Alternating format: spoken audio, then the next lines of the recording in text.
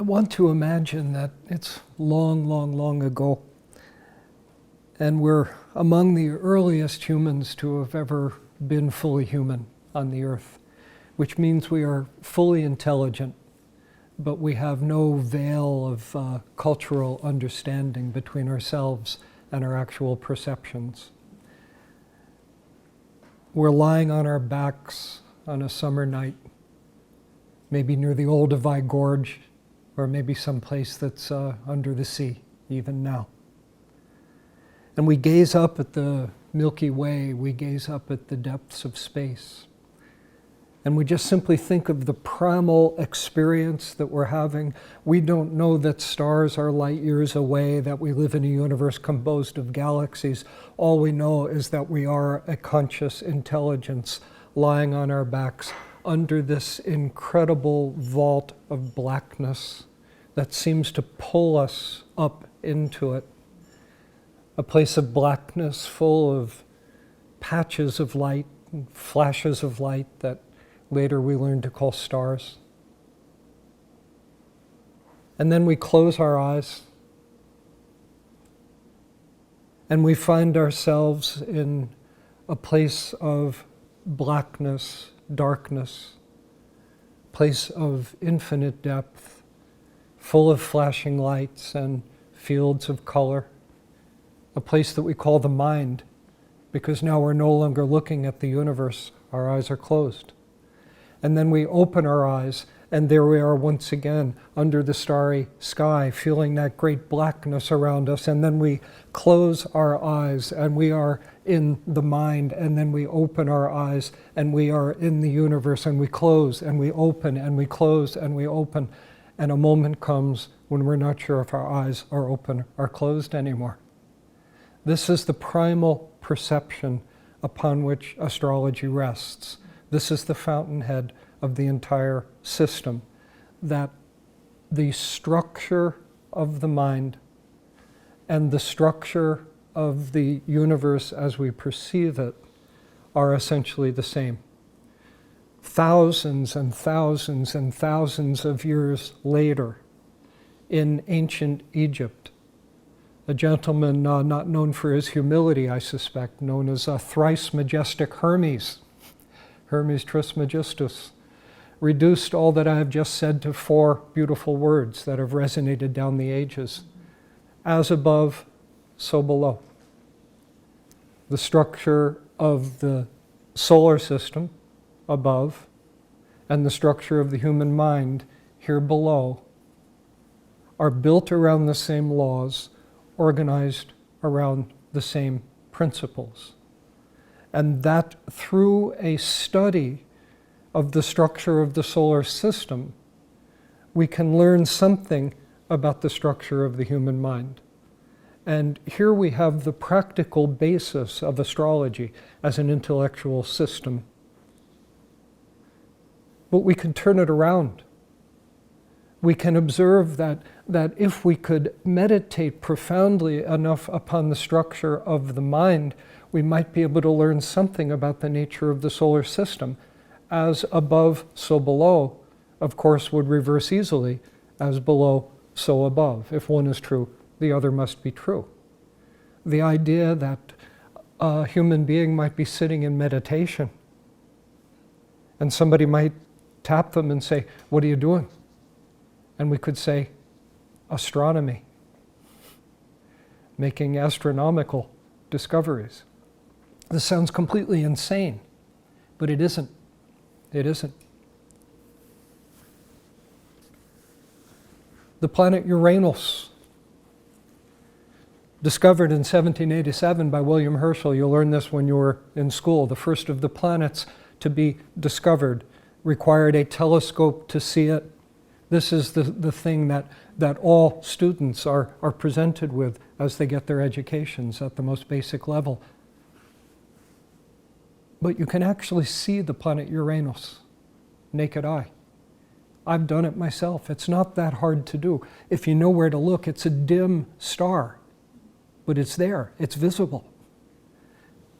And how interesting it is that we have thousands and thousands and thousands of years of acute visual observation of the heavens. I mean, imagine you're working for the pharaoh, you're the pharaoh's astrologer or astronomer priest, and you get something wrong. Do you want to explain that to the pharaoh? Probably not. These people were highly motivated. If the gods whispered in the motions of the heavenly bodies, these people didn't want to miss it.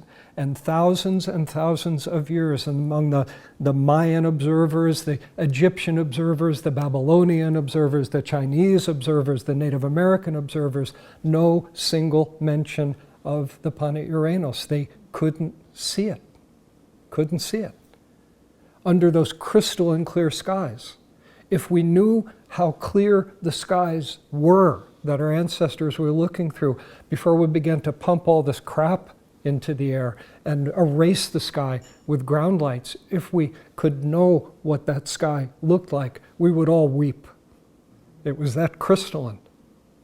And they still couldn't see the planet Uranus.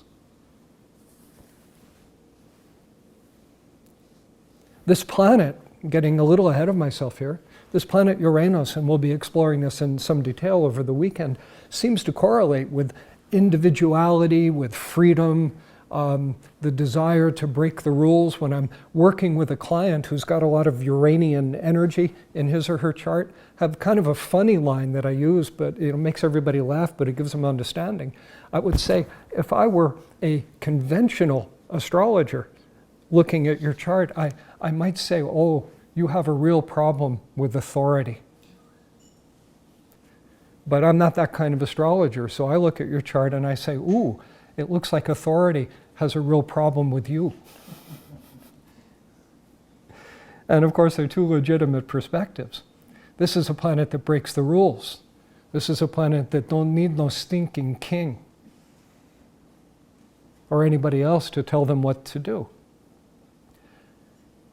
Humanity discovered it at the end of the 18th century, fairly accurately coincident with the American Revolution and the French Revolution, fairly coincident with the so-called scientific enlightenment as we began to overthrow the intellectual tyranny of religion and began to actually trust our senses. Certainly as we literally began to realize we don't need no stinking king. That's not just a joke line.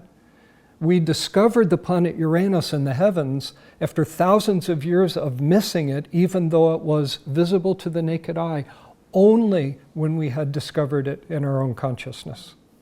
As below, so above. The idea that you're sitting in meditation doing astronomy is not a joke. Isn't this weird? We'll get weirder yet. The entire cosmology that is implicit in the fact that astrology works is utterly subversive relative to the dominant paradigms of materialistic science. I don't mean to create an opposition to science. Science at its best is the human quest for understanding. But of course, in science, we have fundamentalists, and astrology suggests they're wrong. There's kind of a joke line that there's absolutely no astrological evidence for the validity of science. And again, I don't want to feed polarization and trying to create enemies. That's not the point at all. But it is useful to realize that there are some radically alternative understandings of the universe that are implicit in the foundation of astrology. So, as below, so above. As above, so below. We get stranger. You close your eyes and you meditate upon the interior world. And you ask yourself the question, what is the most primal observation that I can make about myself? And I think a pretty good candidate for the right answer to that question would be, I am conscious. I am conscious. I think, therefore I am, that's the Cartesian way of saying it, but I am aware, therefore I am, might be a more primary way of saying it. Well, we can discover basic facts about the nature of the universe through a meditation upon the mind, because each is a mirror pointing at the other one. Therefore, the universe is conscious. Therefore, the universe is a conscious being, because we are conscious and we reflect that which is above. So we have here in about Genesis 2 of primal astrological theory a formal proof of what we might call the existence of God. It's an interesting footnote. This is not the kind of thing you read in a sun sign book, needless to say. This is the kind of astrology that excited minds like Hippocrates, Plato, Pythagoras.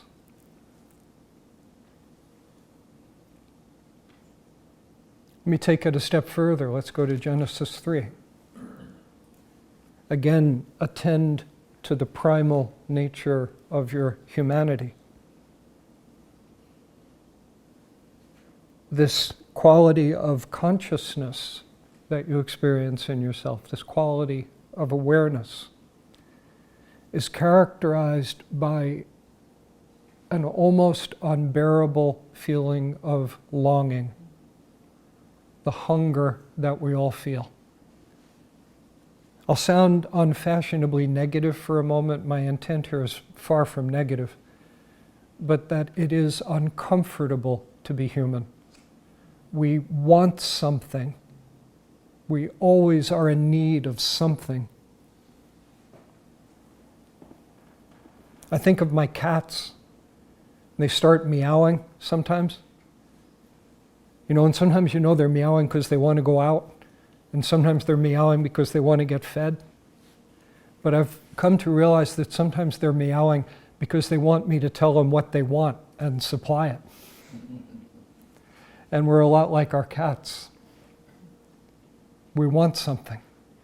Who is ever completely content? Now, great industries have arisen attempting to harness this primal hunger by interpreting it to us. So you turn on the television, and there's a very sincere face explaining to you that this primal hunger that you have felt ever since the day you were born could be satisfied by a brand new Toyota. Honest.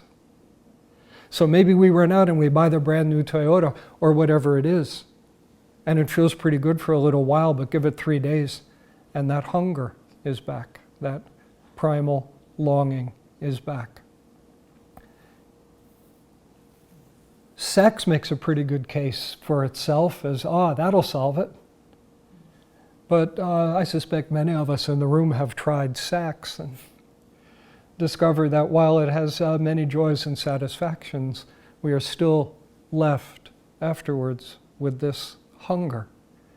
Many of us have figured out that if we expect a partner, a human partner, to satisfy this primal hunger in us, there goes the relationship. That's a lot to ask of another monkey such as yourself. What is this thing we're longing for? And obviously where I sort of herd our attention, we will say the pious things, like we long for God, we long for some primal communion with the universe, and that's probably as accurately as we're ever going to be able to say it, that we're hungry for this great consciousness that's up there. We're the raindrop that is longing to land in the ocean.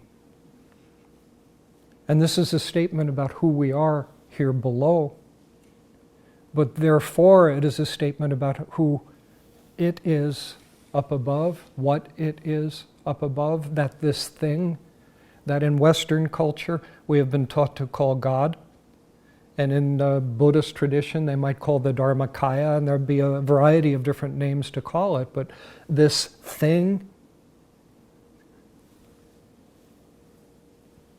has a quality of longing in it that is parallel to our own longing, because as below, so above. This thing, this vastness, is longing for us as we are longing for it. Genesis 3. We have a formal proof in core astrological theory not only of the existence of what we might call God, but of the love of God for us. Now, this is more conventional theological language. I am deriving it from a very different style of logic than what we would run into in variations on Sunday school. But this is primal astrology. Something out there is calling us. Now we look at a chart and we see here's Mercury and here's the moon and here's the sun and here's the third house and here's Sagittarius and all the very basic structures, and we're going to be looking at them. There's really the purpose of this class is to develop some basic understanding of this language in its detail. But we have to be so careful not to be blinded by these details.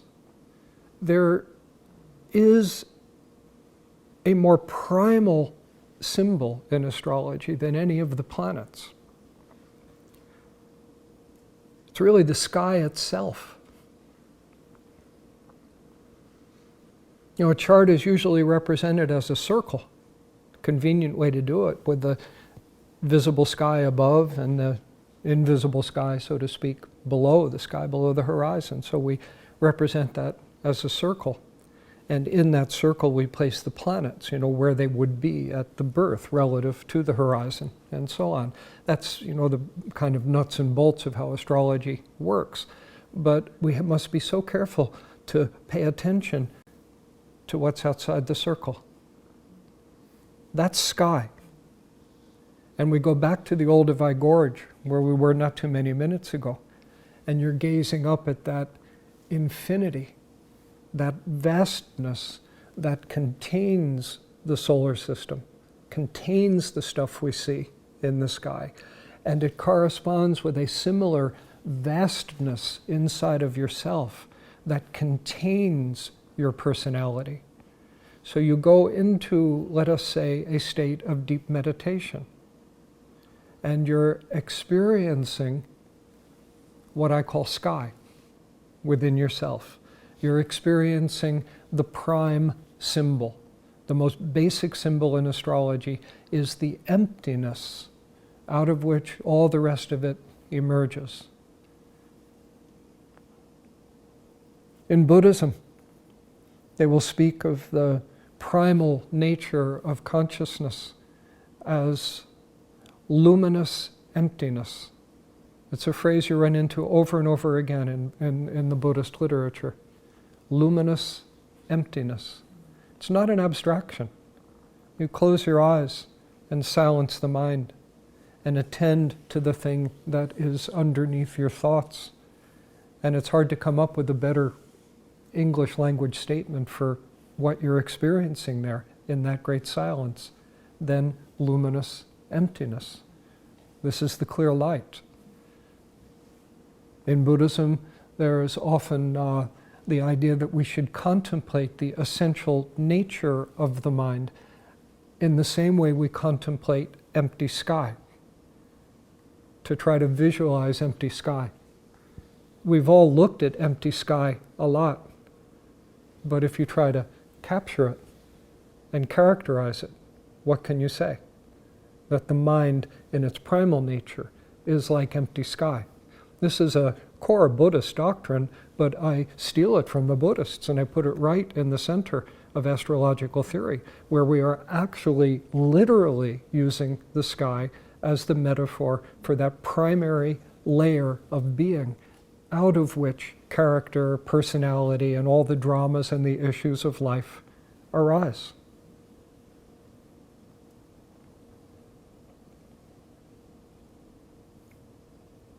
Now, this thing that is calling us calls each of us back into itself in a unique way. In a unique way. Which is to say that there is a need in each individual person, each individual soul, for a particular kind of experience that will move them most efficiently into this state of union, this higher state of consciousness. Another way to say that, more of a negative framing, is that for each one of us, there are issues, dramas, attachments, fears, angers, stuff that stands between us and that pure, wide open state. The birth chart will describe all of that. There's a sort of a fun thing to say that actually contains some deep truth, but it can get you in trouble in certain circles, I've discovered. A birth chart describes everything that's wrong with you and how to fix it, how to get on with your journey. I'm going to speak plain English for a little while, and then we're going to learn how to translate this into astrological language. Let's say that there is a being, a soul, a mind stream, whatever you want to call them, that needs to learn about courage. That what stands between it and the experiences it needs to have in this world is that it's fearful. You know, we all know people who have more than their fair share of fearfulness, and they let fear make too many decisions for them. It's just a basic human dilemma. We all have it to some extent. Some of us, our lives are very much defined by it. So this thing I will call God might say to that soul at the beginning of a lifetime, whitewater kayaking. Trust me. I see smiles and I don't blame you, but if you take up whitewater kayaking, sooner or later that is going to scare the pants off of you, and thus maybe afford you the opportunity to learn something about courage. In other words, a very worldly experience might trigger a higher state of consciousness. This condition, by the way, that I've just described, could be indicated in a birth chart through a concentration of energies around the planet Mars or the sign Aries. I'm getting a little ahead of myself saying that, but the point is simply that there is a way to translate that very human statement that I made in English directly into the astrological symbols. Of course, then once we have seen the person's chart, we have that insight into the kind of experiences that are going to help this person rise, that are going to be like the yeast in his or her bread, you know. Maybe a soul has reached a place in the journey where it needs to learn something about kindness and forgiveness and humility. We all know folks who could use a remedial course or two in those areas, right?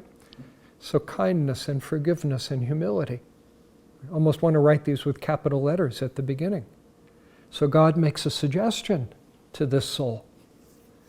Try staying in a committed bodily relationship with another human being for more than 6 or 8 consecutive weekends. That will teach you something about kindness and humility and forgiveness, God knows, if you're able to pull it off. And we can see that condition indicated in the chart in a variety of ways, many of which will have to do with the planet Venus, of course, the goddess of love. We could sort of go on, that's a big subject, and we will explore it. Love has a lot of nuances. Venus is just one part of it. But the core point is that we can describe this condition astrologically. And the language I was using as I opened this presentation, much of what I was saying had the ring of traditional metaphysics about it, traditional theology, the evolution of the soul, the return of the soul to some union with the divine, and so on. And I think that's perfectly fine and appropriate language. How any astrologer could try to do astrology on a purely existentialist basis is beyond me. It feels quite illogical.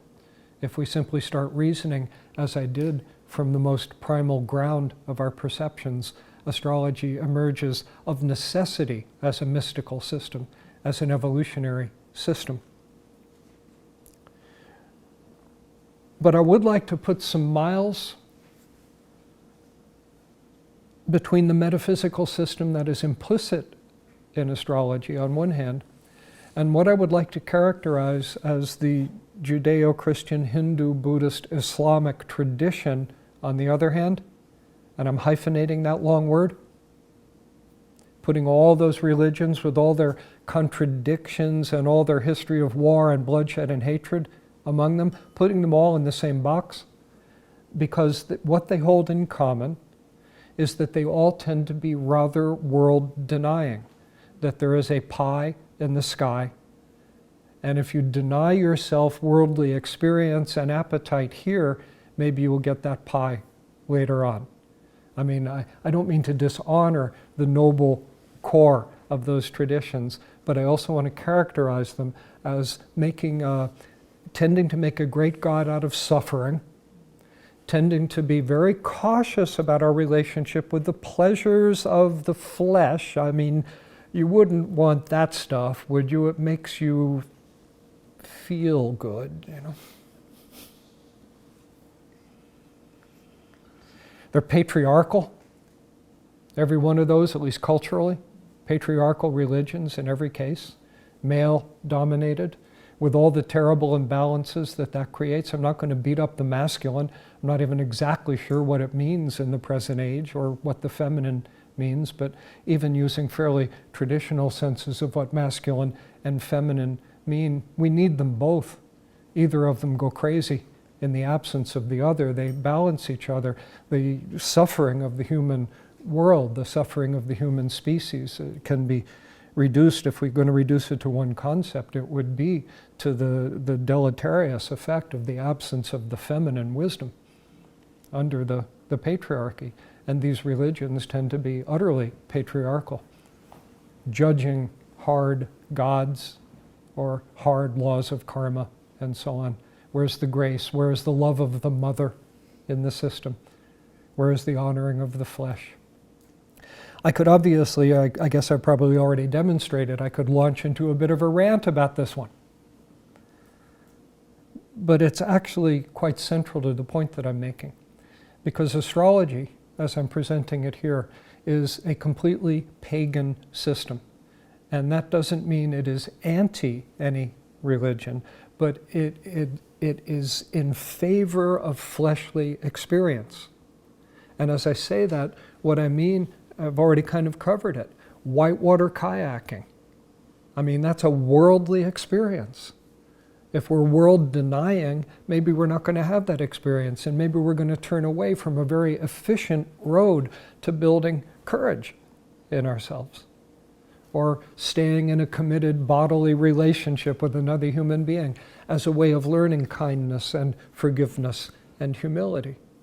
These are worldly experiences that can create changes in our consciousness. Let me stick with the whitewater kayaking and the courage for a moment. Let me go to the end of that person's incarnation. They're lying on their deathbed. And they're scared. People are often very scared at such a time. Sogyal Rinpoche came to the West from Tibet, and he said the most shocking thing to him about the West was people were so sanguine about death. He says, that stuff's really scary, you know. Oh, everybody dies, you know. Now somebody's actually facing the reality of their death, and they're experiencing something of the edge of panic. But because 39 years earlier, they shot the rapids in a kayak, and they got through to the other side, something primal was educated into their consciousness that allows them to hold that fear at bay and be scared but not panic as they go through the doorway into the next world, into the clear light, into the mystery. Whitewater kayaking helped that person die consciously and gracefully. It's plausible, and it can be indicated fairly precisely in the logic of a chart. They can get so specific. I think about somebody who has come to the end of their life. Again, the second time I've used that image. It's so helpful if we're courageous enough to face it. And I think of a person who is actually ready to die. And not out of defeat or despair or pain or sadness or anything like that. Somebody who's ready to die because she or he knows, I have lived the life that I was born to live. Not somebody else's life. This is not something we can reduce to church on Sunday or eating organic carrots. Those are both maybe good bits of advice, but maybe not for everybody. But the idea that I have lived the life that I was born to live, and it's finished now, and so I'm ready to die because I have done what I came here to do. I think we could make an excellent case that there is no greater victory in this world than to come to the end of the trail with that kind of good heart, that I have lived the life I was born to live. So what is that life? How do we know what it is? There's astrology. The birth chart describes that. We should all follow the 10 commandments or variations on them. I mean, we can always come up with situations where each of them could be bent a little bit, maybe in the name of virtue. But basically, if we have been a killer, if we have been a thief, if we've broken the basic ethical principles of life, it's not going to help us feel comfortable at the end of life as we lie on our deathbed. We need to try to live virtuously. But beyond that, there are literally movies that you have seen that changed your spiritual life. Movies that had such a profound effect upon you that it was like a sacred 2 hours of your life. And then you say, Steve, you got to see this movie. It just changed my life. You're going to love it. And I say, okay, God, that's quite a recommendation. And I get it from Netflix. And the next week I run into it and you say, did you rent that movie? And I say, yeah. What'd you think? Didn't work for me. And we're still friends. We all understand that's part of life. That movie affected you spiritually. Might not have had that same effect on me. There are movies, literally movies, and I'm intentionally using a trivial illustration, relatively trivial, like a movie. There are movies that you need to see that are part of your evolutionary work in this lifetime. The angels arrange for you to be at that movie, and I don't need to see them. Here's what I can say with tremendous confidence, and it's a lot more important than a movie. There are people you need to sleep with that I don't. Fair enough,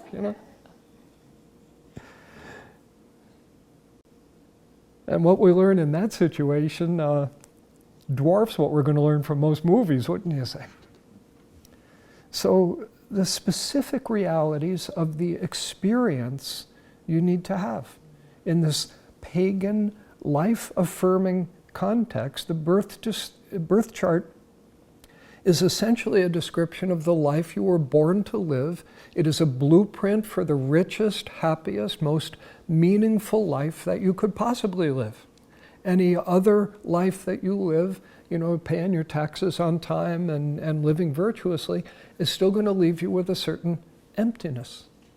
Now, in the best of all possible worlds, where every child was born into a psychologically optimal family, where mom and dad had absolutely no preconceptions about who the child was or what the child would need, and set about a process of supporting the child in his or her own self-discovery, astrology would not play such a central role. We wouldn't need it so much. But in this world we actually live in, it's not like that.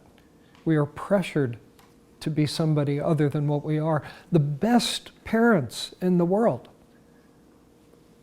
only want what's best for their children. How many times have you heard that line? And it can be a beautiful sentiment and expressed with tremendous sincerity. I only want what's best for my children. But read the fine print. It's like, how do you know what's best for this child. This unique soul in a particular evolutionary or karmic predicament, different from you. Parents wanting what's best for their children, and it probably doesn't get too much better than that in the real world. I'm not trying to beat up parents, they have a hard enough time. But parents wanting what's best for their children usually actually want what would have been best for themselves.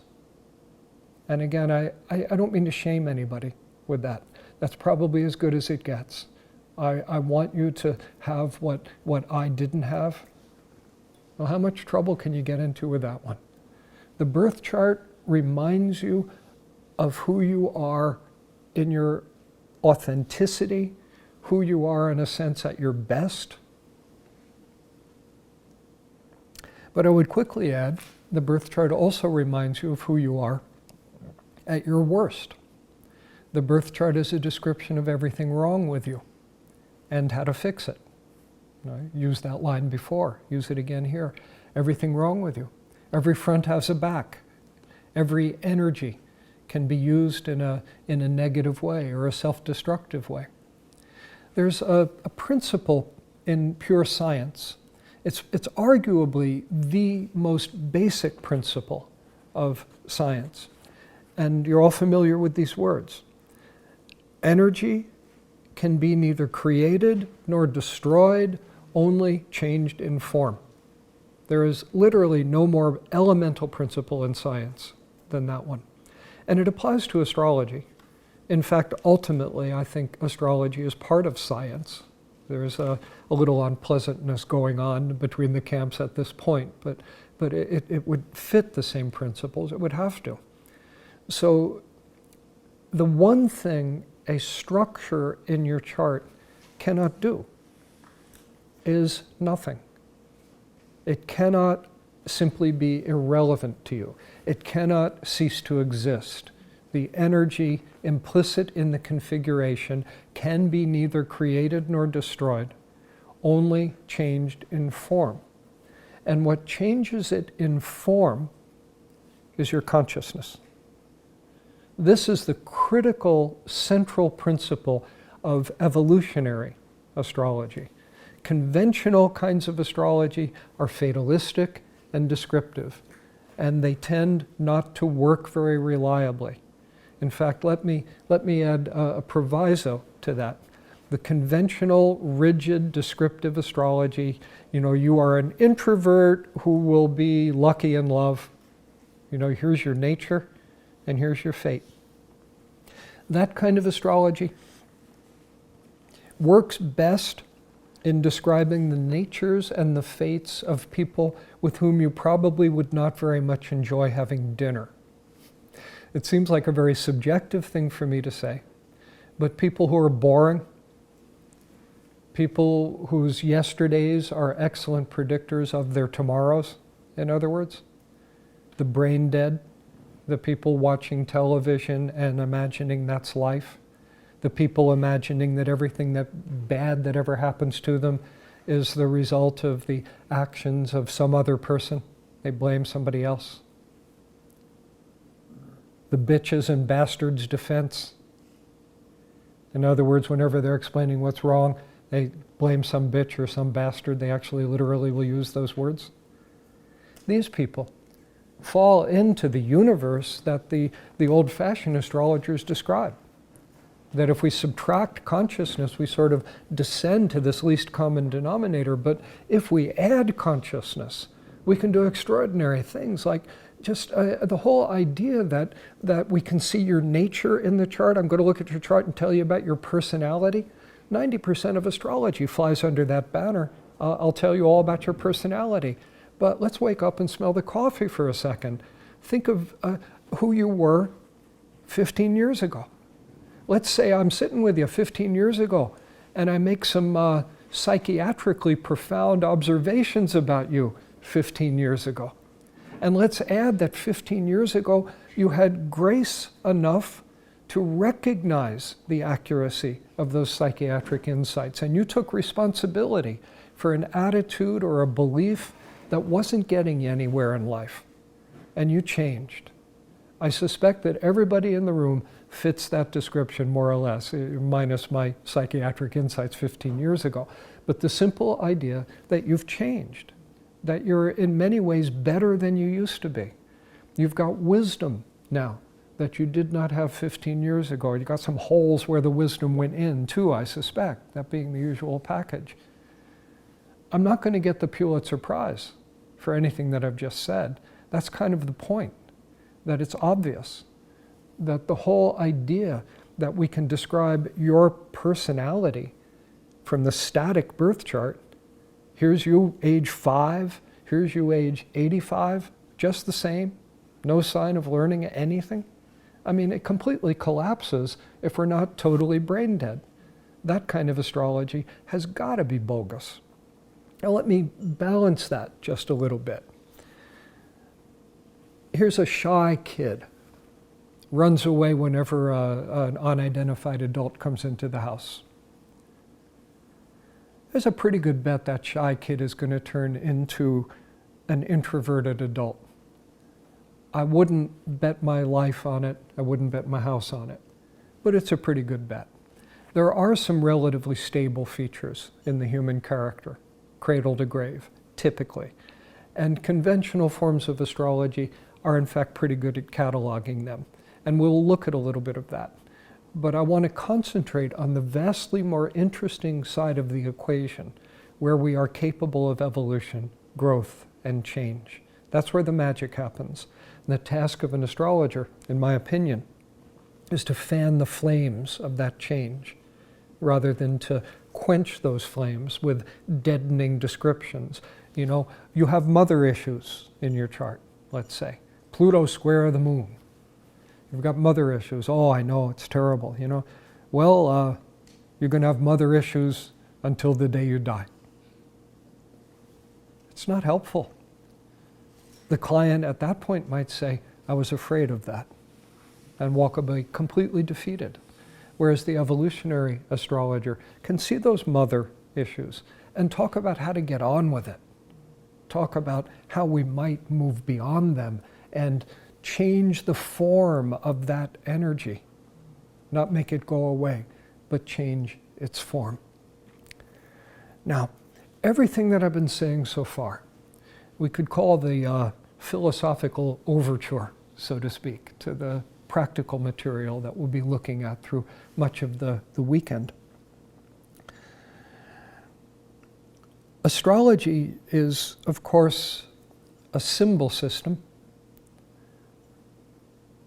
but a more precise statement is that astrology is actually 3 interlocking symbol systems. We have the 12 signs of the zodiac. We have the 12 houses, which essentially describe the relationship of a planet to the horizon, whether it's above, below, east, west. So the 12 signs, the 12 houses. With planets, conventionally, we call the sun and moon planets in astrology. Some astronomers would laugh at that, but it's based on the Greek word for wanderer, and it just simply refers to anything that moves relative to the fixed stars of the constellations, something moving along the ecliptic, and as the sun and the moon do, as well as Mercury and Venus and so on. The word planet has become controversial lately. Pluto was recently demoted. Most astrologers, myself included, still call Pluto a planet. Most astrologers, in my opinion, should be taking at least Eris serious as a planet. It's a little bigger than Pluto. I won't be talking much about Eris yet, or at least in this talk, because I haven't had enough experience with it to speak of it with great authority. I've done some more specialized work about it. But I am going to talk about Pluto. So we have Sun and Moon, and we have Mercury and Venus and Mars and Jupiter and Saturn and Uranus and Neptune and Pluto. 8 planets plus Sun and Moon, which we're calling planets, we'll call it 10. That number's a bit elastic. So 12 houses, 12 signs, those are non-elastic numbers. 10 planets. We're going to pay a lot of attention to 2 points that will work kind of like planets, and that we will find them somewhere in the chart. They're called the nodes of the moon, the south node and the north node of the moon. They're interesting points, and we'll spend a long time on them. I just want to point to them now as part of the system. We have certain angles between planets that we pay a lot of attention to. When planets move into, when they're lined up with each other, they're kind of fused together. That's called a conjunction. And then we have 5 different geometrical sort of stations where planets seem to have particularly vigorous interactions with each other. Some astrologers would use many more of these aspects, as they're called. I'm going to use the very primary ones, of which there are 5, and we'll be talking about them specifically. So 5 aspects: the 2 nodes of the moon, 12 signs, 12 houses. We'll call it 10 planets. And as I said at the beginning, I don't want to forget one more symbol, and that's the prime symbol, the sky itself. We can't forget that, or we lose our entire orientation about what's actually going on here. I've done the math, don't worry, that totals 42. There are 42 words you need to learn in order to empower yourself with this incredible gift from the gods and the goddesses that we call astrology. It does require a vocabulary of 42 words. This is an obstacle that has proven almost insurmountable for serious astrologers as far as reaching out to the general public and having the system understood as anything more complicated than, I'm a Virgo, or I'm a Gemini, or I'm a Scorpio. That 12-fold system of just sun signs is not worthless, but it's emaciated, weak, compared to what we can do if we learn these 42 words. Now, the 42 words, we have a language that describes the entire universe and all possibilities in it with 42 words. So as I call these things words, you can immediately recognize that they're not words exactly like we would use words in the English language. These words are richer and more complicated. It takes a little longer to learn them. I am totally convinced that given a weekend with a room full of intelligent people, I can give you a working understanding of these 42 words and how they can actually form eloquent paragraphs and eventually come together and create a map of a human soul and its journey in the world. I will demonstrate that over the next couple of days. It's hard, but it's not that hard. With a weekend and some application, you can make it work for yourself. And then you can spend the rest of your life learning more and more about it. We divide the universe into these 42 boxes. Well, you reflect on that for 1 second and you realize they're big boxes if we're going to fit the whole universe in 42 of them. So here's something that we will pay absolutely no attention to in the course of this weekend, even though it's absolute bedrock astrologically. The astrological symbol of filing cabinets is the 6th house. You won't need to know that for our purposes this weekend. Although by the time we have understood the nature of the 6th house, you will have a pretty good intuition about why the 6th house refers to filing cabinets. But filing cabinets are probably not going to figure absolutely centrally in your evolutionary journey. There are astrologers who would specialize in those things. There are astrologers who would look down their nose at me for not having paid sufficient attention in a weekend to filing cabinets. But I would rather pay attention to things like sex and death and love and humility and, the journey that we're on. So obviously, we cannot cover the entire edifice of astrology in a weekend, but we can cover the essence of it, the heart of it. And we start by working with these symbol systems. What I would like to do in the remainder of the time we have this evening is to shoot very quickly through all 42 of these words. I hope I can make it. We'll see. As we get into tomorrow, we'll be looking at them all in more detail. And we'll talk about how the words kind of talk to each other, what the syntax is, and what it begins to look like as they flavor each other. So let's look at the planets. First thing I do here is I just want to put the planets in the right place in our cosmology, our astrological cosmology. Sigmund Freud, in his theories, decided to divide the mind into the ego, the id, and the superego, basic to Freudian psychoanalytic theory.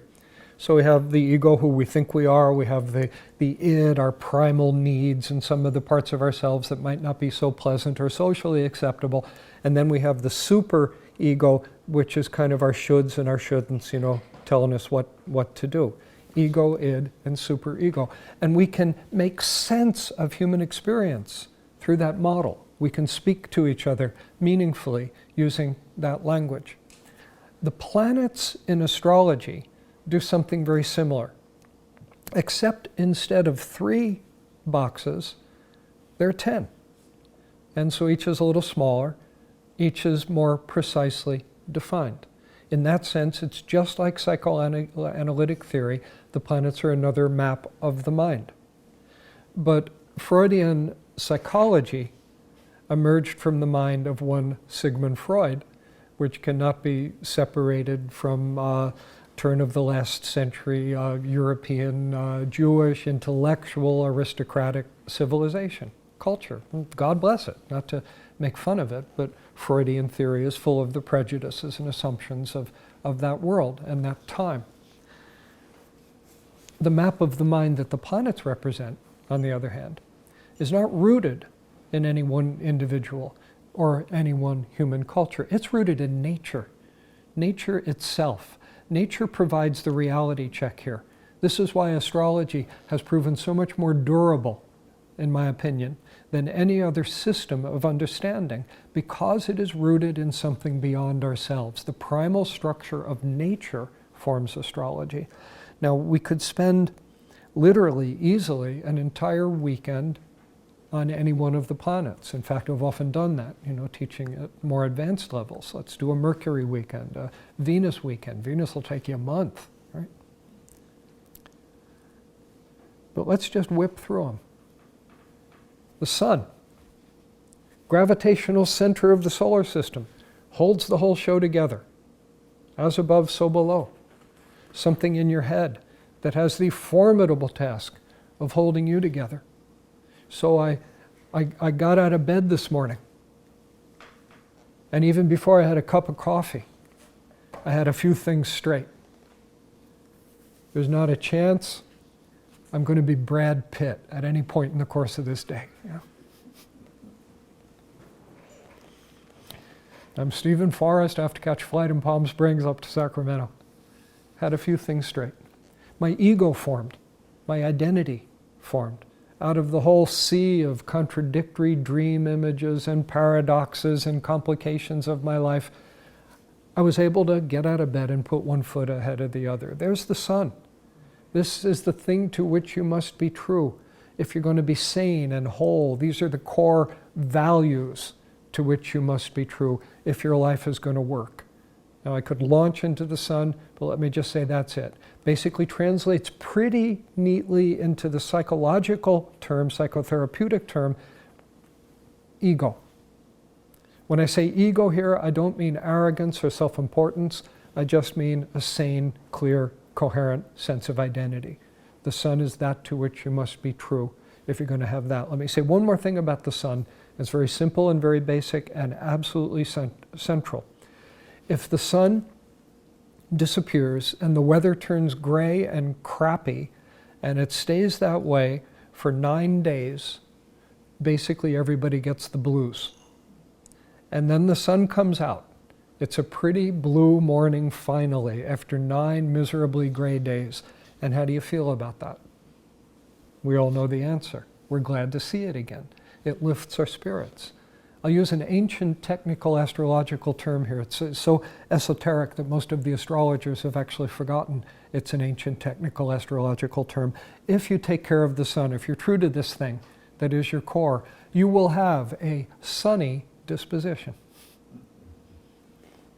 It's funny, we still use that word, and it derives from a more or less forgotten part of astrological theory. That the sun is the ego, you'll hear that anywhere, but that the sun is connected with your desire to get out of bed in the morning, you don't hear that so much. It's absolutely basic. Ego cannot be separated, or sanity cannot be separated from a primal vitality and a desire to be alive and to continue to be alive. So there's the sun. Feeling that gravity well of the sun, where I'm a little tempted to go a little too far with it. So let me just pull out of the sun and turn to the moon, an equally compelling subject.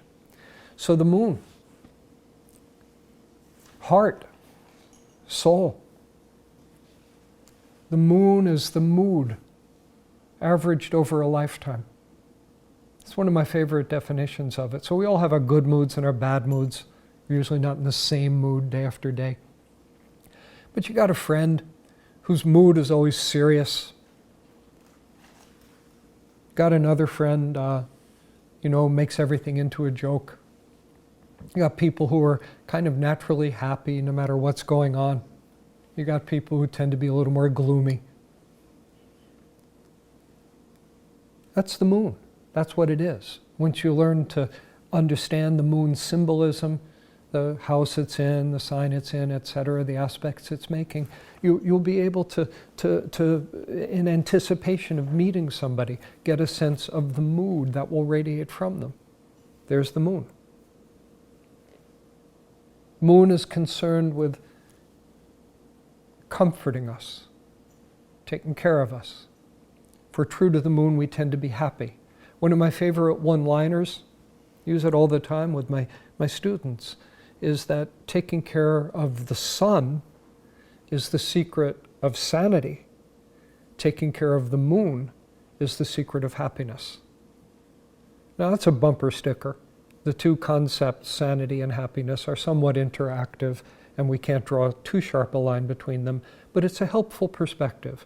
Sun is sanity, moon is happiness. It's nice to have both. We've got to take care of each of these functions in us. The head and the heart, that's another way to speak of the sun and the moon. Now Mercury. Mercury whips around the sun, takes 88 days to get around the sun. That's its year. It's the fastest planet in the solar system. And it corresponds with the quickest thing inside of our consciousness. It's basically our thoughts that are zooming so rapidly. We think we construct a sentence, let's say, because Mercury is also connected with language and communication, how we express our thoughts. But the idea of constructing a sentence and actually putting it out there, I'm gonna give myself vertigo in a moment, because I'm talking about what I'm doing here. I'm talking a mile a minute, and I start to think about all the primal sentences that don't quite get said here, that are going by so fast in my head as I try to actually formulate the sentence that I'm going to say, and then I have to send a signal to the muscles of my tongue and my lips to get this out in a reasonably coherent way. I'm getting dizzy, That's Mercury. That's what it does. Mercury, the planet of perception, thought, language, communication. With Mercury, I like to emphasize communication is a two-way street. It has every bit as much to do with listening and learning as it does with speaking and teaching. But there's the Mercury function, that part of the mind. Venus. Venus forms relationship. Venus is the impulse in us to establish and maintain a bridge of rapport with another person. The urge to connect is Venusian. Underlying Venus is the wisdom that there are things I need to know, I will benefit myself from knowing, that I can only learn by listening to another person. a kind of a counterintuitive reflection on Venus, but one that I really like to underscore, is that the primary function of Venus in your chart lies in rejecting people, skillfully and wisely rejecting people. I preface this by saying it would seem counterintuitive because Venus is connective and wants to love. But when we think of love, and let's think of it, in fact, let me start that sentence over and simply say that Venus refers to love in all its forms. And I want to free it from the ghetto of romantic sexuality, not to be shy about romantic sexuality, but to let Venus breathe a little more than that. But to pursue my idea of Venus being a rejecting planet, let's consider sexual love. Let's consider it in its highest, purest form, where we are attempting to establish a stable, maybe even lifelong partnership with another person. And we have all these human beings in the world who conceivably could be our partner. And the Venus function inside of you, it's looking at them all, and it's saying, not you, not you, not you, you, no, you, no, no, no, you, ooh, kind of cute. No, no, no. Until finally, maybe a yes comes along. And maybe the yes lasts for 6 months and then it turns into a no. So Venus has this discriminating quality. Discrimination. Who are you supposed to share this precious gift of intimacy with? Who are the humans who can benefit you and whom you can benefit? With whom do you have the soul contract? Skillfully navigating your Venus energies is one of the fundamental secrets of a life that works. And getting it wrong illustrates the opposite principle, trusting the wrong people. Okay, Mars, the god of war. The need to defend yourself. The organism has a right to defend itself. It's a very primal statement, implicit under natural law. The ability to be assertive, to claim territory. The right use of force. Takes courage to do that. As I mentioned earlier, Mars is correlated with courage and the need to develop it and the appropriate use of it. Warriors, that's Mars. Warriors kill. And we can't be so namby-pamby as to turn away from that reality as we try to make sense of Mars. Warriors kill. And there's one circumstance in which a warrior killing is almost universally greeted as an appropriate behavior, and that is when the warrior kills in defense of the innocent. If you kill someone and thereby prevent him from killing a child, you'll be greeted as a hero. You may get sick to the stomach thinking about what you did, but I doubt you would regret what you did if you saved a child from some horrible fate, and it required taking the life of someone who was aggressing upon the child. These are not comfortable things to talk about, but they are part of life. That's Mars. And a variant on this is that every civilized country, almost by definition, recognizes that you would have a right to kill another person in self-defense, that you have a right to defend yourself. Now, Mars doesn't mean this is going to give us insight into your next murder victim, in your chart. Of course, most of us blessedly can get through a life without doing grievous bodily harm to another person. But we understand the basic principles in the primal way by making those kinds of references. And we then scale it down to the idea of, you sit with a friend or a partner, and from the friend's point of view, out of the clear blue sky, you say, I've got a bone to pick with you. You're going to risk a fight. Maybe that's what you need to do to keep the relationship healthy. There is tension and edge and frustration in human interaction. And Mars is one of the tools with which we need to have a right relationship if we're going to make our lives work. Jupiter. Jupiter, the king of the gods. Jupiter with its expansiveness and buoyancy. Modern form in our present culture in which the ancient god Jupiter is worshipped is Santa Claus. Santa Claus, saying ho, ho, ho. Santa Claus bringing us gifts. From an evolutionary point of view, though, I take a more complex view of Jupiter. In conventional astrology, it's just the lucky planet, kind of the happy planet. But in the evolutionary astrology, we would think of the question that Jupiter asks us is, how have I been underestimating myself? How have I settled for too little? Jupiter invites us to be big.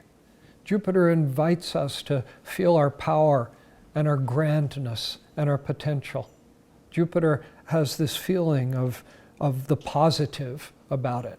If you, one way to learn an awful lot about Jupiter is to go to any kind of sort of cliched New Age weekend workshop about prosperity consciousness or positive thinking, and God doesn't make junk, and you're perfect just the way you are, and just expect good things, and nothing but good things will happen to you, and and all of that stuff that we're kind of familiar with. I don't mean to sound totally cynical about it.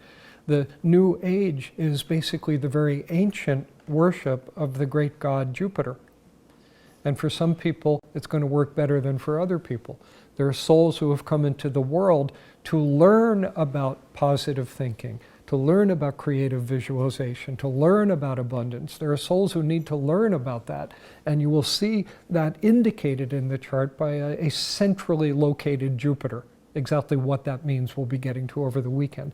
But Jupiter playing a big role in the chart. Everybody's got one, but it might be hiding out in a corner.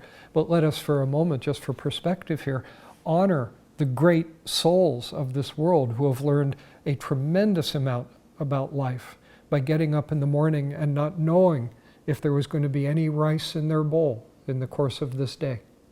And just simply having faith that maybe there would, and if there wasn't any rice, well, maybe there'd be some tomorrow. I don't want to lose respect for them and say, gee, they have a very negative attitude, don't they? Let's go to Saturn.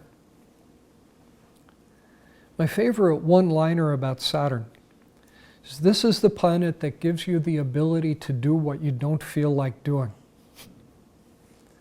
Every time you've not had the second bowl of ice cream,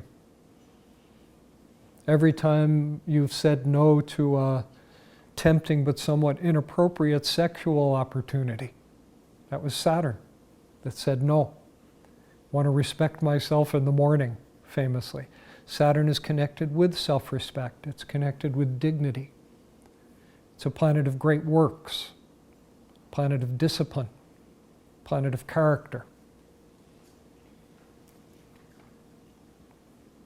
Easily pair it with Jupiter, kind of paired opposites, basic tension between them. Jupiter expands, Saturn contracts. Jupiter says, let's dream. Saturn says, let's be realistic. We need them both. We need them both. More importantly, both of them have to be tuned in an appropriate way. And the exact meaning of that will vary utterly from person to person. And that kind of tuning is the real subject of our workshop here. But first we need the basic language. The planet Uranus, I talked about that a little bit earlier. This is where Uranus lies in the chart, in your chart. There will be a self versus society kind of battle. There is conditioning applied to you by family, by culture, by the time you were born into, on one hand, and on the other hand, there is your true nature, which exists in tension with that conditioning. Can you be true to yourself? Can you break the rules? Can you claim your right to be yourself and give up that pitiful need for approval? Approval. Planet of geniuses, Uranus is. Geniuses, revolutionaries, and criminals. Criminals. Geniuses, revolutionaries, and criminals. The last usually puts a smile on people's faces for obvious reasons, but if you reflect for a moment, if a revolutionary wins, that revolutionary is going to be called a genius. But, you see where this is going. If the revolutionary loses, that revolutionary will be defined as a criminal.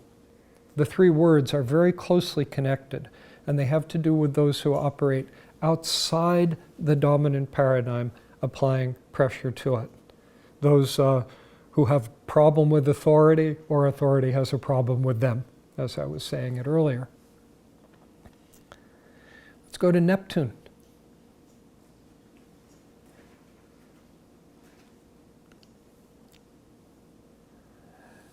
Neptune, the god of the sea of consciousness itself, the sea of pure being. Here's a Neptune experience we've all had. You're lying in your bed at night, going to sleep, and you have one of those weird experiences where a kind of jolt runs through your body, and you collect yourself, and maybe you use the phrase, I just caught myself falling asleep. And then you ask yourself the question, where was I? What was I 3 seconds before I caught myself? You were conscious. Can't quite remember what you were conscious of, though, probably. You were just a great spaciousness.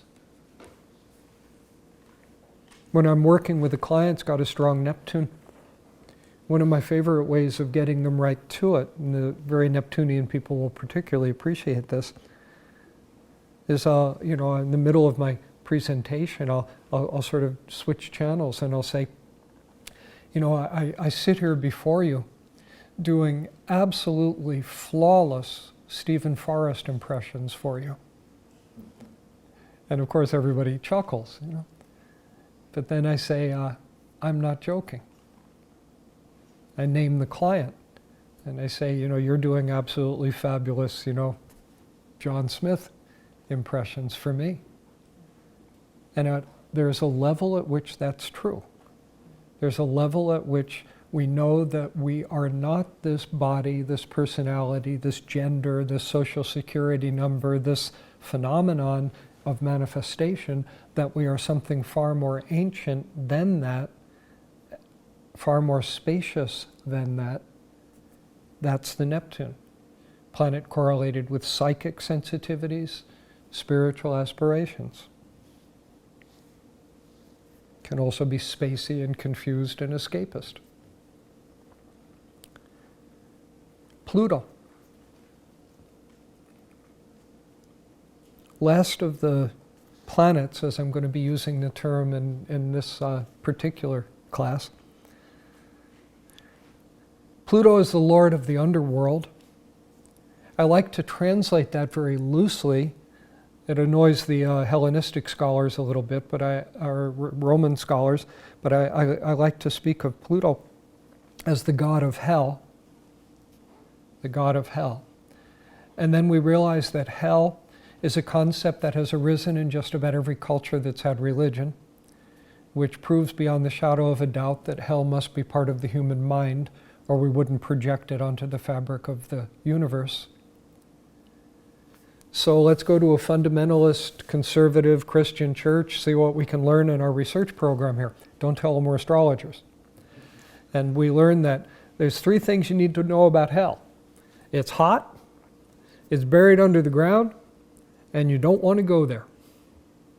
Beyond that, you don't need to be concerned, Okay, so you ask yourself, is there a place inside of the human mind that is so hot we bury it under the ground and we do not want to go there? As soon as you put it that way, you begin to feel the Pluto. I like to add a Tibetan perspective here. Tibetans are pretty good at coming up with hells, and some of their hells are cold, so we just kind of retread the illustration. Are there places inside of you that are so cold you don't want to go there, and so you bury them under the ground. Every time you have ever been lied to or betrayed by someone you trusted, that's going to leave a cold place in your psyche, or maybe a hot place, or maybe a little bit of both.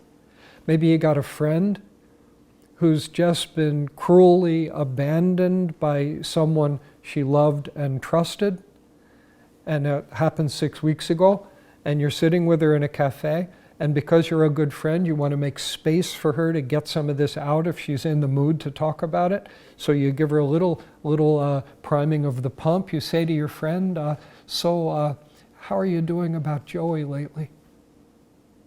And your friend looks away. And when she looks back at you, she looks 5 years older. And she says to you, thanks, but I just don't want to go there today, okay? And immediately you get it. You know, she's not doing too well about Joey, and she doesn't want to cry and make her makeup run in the cafe. And so you gracefully change the subject. No bad blood between you. She understands your heart was in the right place. No doubt about it. She's going to have to go there someday, or she's going to find herself another Joey. That's a basic law. That's Pluto. That's Pluto. Pluto is the planet that gives you the ability to go there. It doesn't make you not afraid to go there. If you got a brain in your head, you're afraid to go there. If you're not afraid, you didn't understand the question. I'm thinking of Luke Skywalker saying to Yoda, I'm not afraid, and Yoda saying to Luke, you will be. That's Pluto. Scary planet, planet of great intensity. It does give us this capacity to go down into the hell world inside us, and in some shamanic fashion, rescue the parts of our souls that have been stolen or damaged. Okay, this completes a very quick survey of the 10 planets.